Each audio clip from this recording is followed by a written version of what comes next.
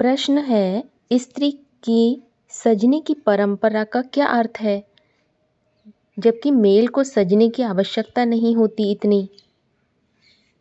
अब आध्यात्म में इसे समझते हैं।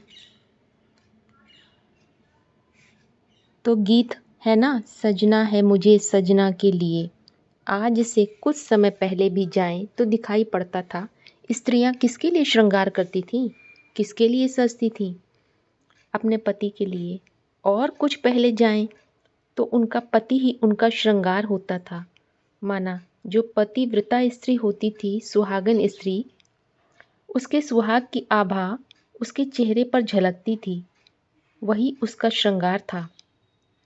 जबकि आज के तामसी युग में उन स्त्रियों को श्रृंगार की ज़रूरत रहती है जो एक की बनकर नहीं रहती, तो पुरुष को रिझाने के लिए उन्हें सजना पड़ता है। अब आध्यात्म में इस बात को समझ लेते हैं। यहाँ है पुरुष और प्रकृति की बात। तो पहले पहले किसके दिल के उद्गार हैं, सजना है मुझे सजना के लिए। जरूर पुरुष रूप पुरुषार्थी की बात है, मुकर्रर रत की बात है, जो परम पुरुष के लिए माशूका है, जिसके लिए महावाक्यों में बोला, मैं आशिक बनकर आता हूँ भारत का।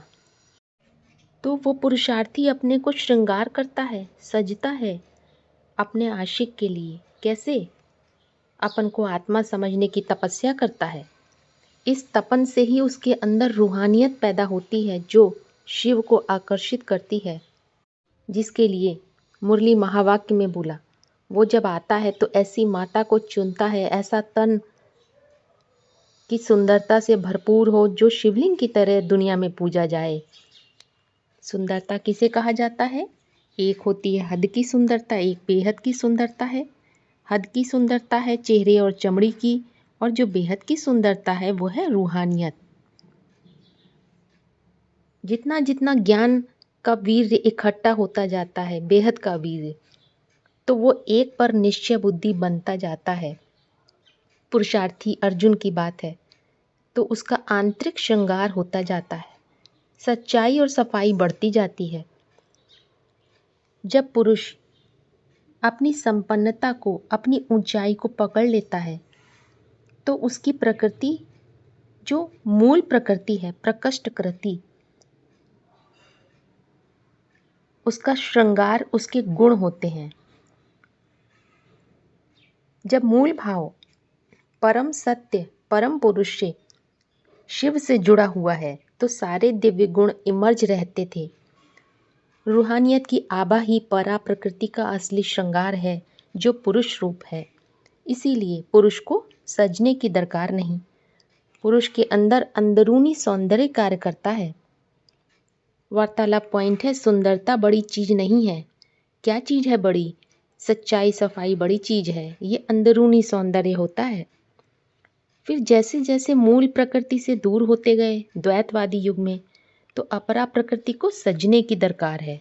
सजना माना दिखावा करना। जैसे हठ योगी होते हैं, हाथ पांव बांधकर बैठ जाते हैं, योग का दिखावा करते हैं, नैतिकता का दिखावा करते हैं, अच्छी धारणाओं का दिखावा करते हैं। लेकिन जो सहज राजयोगी होता है, उसे किसी चीज के दिखावे की दरकार नहीं।